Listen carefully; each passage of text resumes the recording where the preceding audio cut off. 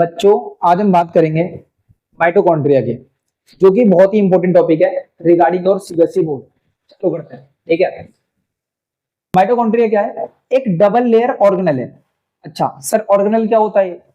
हमारे सेल्स के अंदर, ठीक है, अलग अलग वर्क को करने के लिए अलग अलग वर्क को करने के लिए, ठीक है, डिवीजन ऑफ लेबर्स होते हैं। जैसे मान लो घर में झाड़ू लगाने वाला अलग होगा, पोछा लगाने वाला अलग होगा, ठीक है, खाना बनाने वाला डिफरेंट होगा। इन शॉर्ट वैसे हमारे सेल्स के अंदर अलग अलग काम करने के लिए अलग अलग डिवीजन ऑफ लेबर्स होते हैं, और उनमें से एक लेबर कौन है? माइटोकॉन्ड्रिया। इसका भी कुछ अलग काम होता है, यानी एक ऐसा, ठीक है, ऑर्गेनल एक ऐसा, ठीक है, सर्वेंट या फिर जो भी बोल दो डिवीजन ऑफ लेबर, या फिर एक ऐसा लेबर जो क्या करता है? डबल लेयर रखता है अपने पास, ठीक है। डबल लेयर कौन सी होगी? एक होगी इनर लेयर और एक कौन सी होगी? आउटर लेयर, ठीक है। इनर लेयर क्या करता है? ये फोल्डेड होगा, ऐसा ऐसा फोल्डेड होगा ये। और वहीं पे जो हमारा आउटर लेयर है, इसमें छेद होते हैं। क्या होते हैं? बहुत सारे छेद। सर छेद का क्या काम है और ये फोल्डेड का क्या काम है? ध्यान दो। तो पोर्स का काम ये होता है कि कोई भी सामान इन और आउट करने के लिए पोर्स इज इंपॉर्टेंट। और हमारे फोल्डेड का क्या चक्कर है? सुन ध्यान दो। जो इनर लेयर है, अगर ये फोल्डेड होती है तो फोल्डेड होती क्या है? ये फोल्डेड ही है, तो ये क्या करेगी? ये लार्ज सरफेस एरिया देगी। हमारी जो इनर लेयर फोल्डेड है, इसलिए हमें क्या देगी? लार्ज सरफेस एरिया देगी। क्या देगी? लार्ज सरफेस एरिया देगी, ठीक है। आगे आओ। लार्ज सरफेस एरिया होने के कारण यहाँ पे होगा chemical reaction. Large surface area है, इसलिए यहाँ पे केमिकल रिएक्शन होगा, और केमिकल रिएक्शन से जनरेट होता है एटीपी मॉलिक्यूल। क्या जनरेट होगा? एटीपी मॉलिक्यूल जनरेट होगा केमिकल रिएक्शन से। सर ये एटीपी मॉलिक्यूल क्या है? एटीपी मॉलिक्यूल क्या है? बात करते हैं।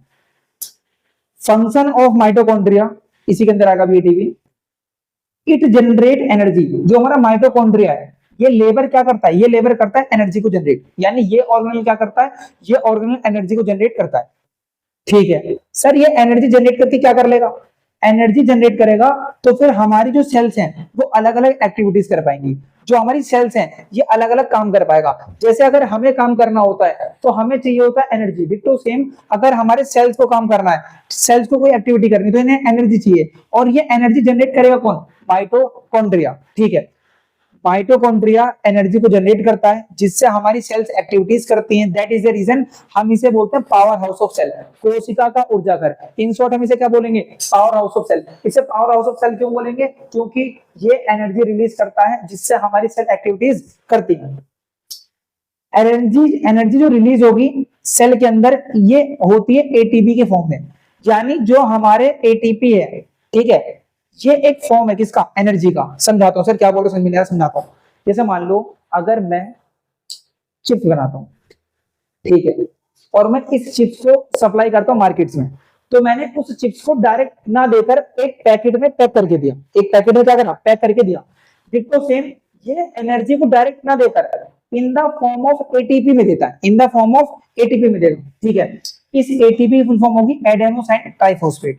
इस एटीपी फुल फॉर्म क्या होगी? Adenosine triphosphate. हिंदी इंग्लिश दोनों में सेम है, ट्राइफॉस्फेट, ठीक है। स्पेलिंग सही कर लेना हिंदी वालों, ट्राइफॉस्फेट। व्हेनेवर, जब भी सेल को नीड होती है एनर्जी की, जब भी सेल को जरूरत होगा एनर्जी की, जब भी सेल को चाहिए ऊर्जा, जब भी सेल को चाहिए एनर्जी, ये क्या करेगा?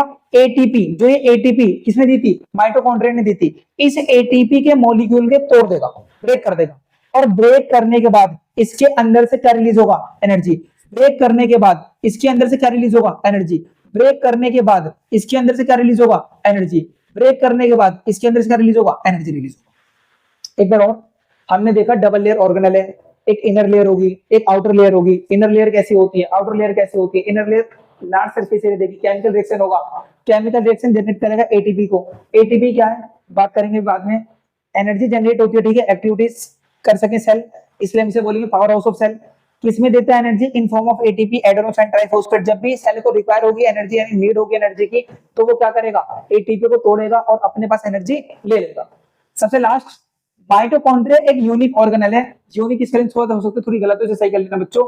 माइटोकॉन्ड्रिया एक यूनिक ऑर्गेनल है, एक अनोखा कोशिकांग है, यानी बहुत ही अच्छा लेबर है, ठीक है, जिसके पास खुद का डीएनए और खुद का राइबोसोम होता है। पेपर में डायरेक्ट क्वेश्चन आएगा, बताओ ऐसा कौन सा ऑर्गेनल है जिसके पास खुद का डीएनए और खुद का राइबोसोम होता है? तो खुद का डीएनए और खुद का राइबोसोम होता है माइटोकॉन्ड्रिया के पास। राइबोसोम क्या करता है? वो बनाता है प्रोटीन, और डीएनए क्या करता है? ये इनहेरिटेंस की इंफॉर्मेशन को एक जनरेशन से दूसरी जनरेशन में पास आउट करता है। बता रखा मैंने, ढूंढ गई। पर तब भी ठीक है, आगे बढ़ते हैं। डीएनए का हमने पढ़ लिया, जानकारी प्रदान करेगा एक पीढ़ी से दूसरी पीढ़ी में। और राइबोसोम क्या करता है, प्रोटीन बनाता है। ये राइबोसोम और डीएनए एक ऐसा ऑर्गेनल जो रखता है, कौन है, माइटोकॉन्ड्रिया। कौन है, माइटोकॉन्ड्रिया है। बात करते हैं सेकंड टॉपिक, प्लास्टिड। बात करते हैं सेकंड टॉपिक, प्लास्टिड। अगर आपको माइटोकॉन्ड्रिया समझ में ना आया हो, दोबारा वीडियो देखकर समझ आएगा 100%।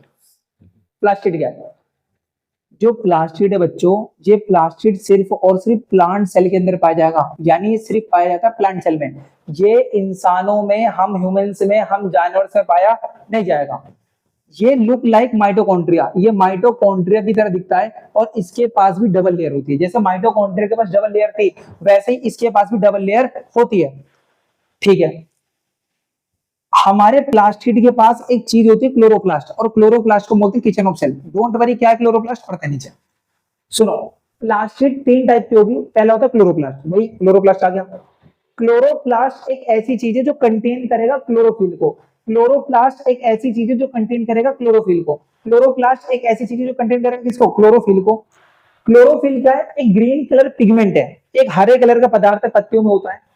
और यही क्लोरोप्लास्ट कुछ येलो और ऑरेंज कलर्स को भी अपने अंदर कंटेन करता है। यही क्लोरोप्लास्ट कुछ येलो और ऑरेंज कलर को भी अपने अंदर कंटेन करता है।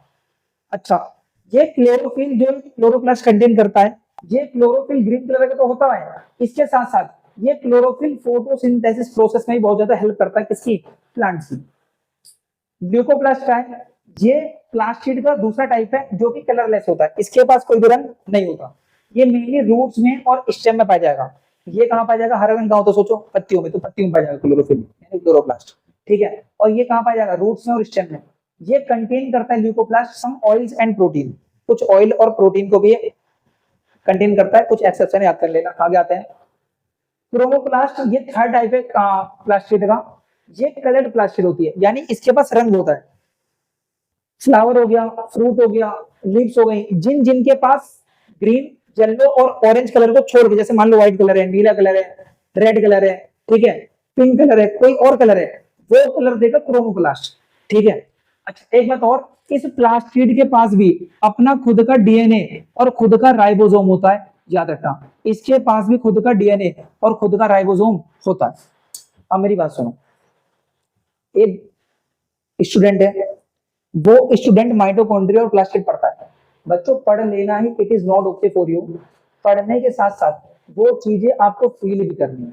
जब बाहर जाते हैं, ठीक है, देखते हैं प्लांट है, तो प्लांट को देखने से आपके मन में ये आइडिया आना चाहिए, अरे हाँ यार, अभिषेक सर ने पढ़ाया था, ये प्लांट्स के अंदर देखो हरा रंग है, क्लोरोप्लास्ट। इस प्लांट के अंदर रेड कलर है, क्रोमोप्लास्ट। ये देखो जड़ों में कोई कलर नहीं है, कलरलेस है, ल्यूकोप्लास्ट। प्लास्टिड क्या है, प्लास्टिड प्लांट से नहीं पाया जाएगा, जो क्या देगा, कलर देगा। ठीक है, प्लास्टिड का प्लास्टिड के बाद क्लोरोप्लास्ट होता है, जिससे हम क्या बोलेंगे, kitchen of cell. In short, जब भी कुछ पढ़ो, ट्राई टू, ठीक है, डोंट ट्राई टू ओनली पढ़ना, try to feel, try to, ठीक है, involve that thing in your life. उसे अपने लाइफ में, ठीक है, पूरा घुसा दो। अगर साइंस सेट लेंगे, साइंस सेट वाला बच्चा सिर्फ पढ़ता नहीं है, इंटेलिजेंट नहीं होता। साइंस उससे जद्दोजहद में, एक एक ब्लड में, एक एक रक्त में, एक एक बूंद में, ड्रॉप्स में बहना चाहिए। That is a science student. Okay, आज क्लास यहीं पे खत्म करते हैं।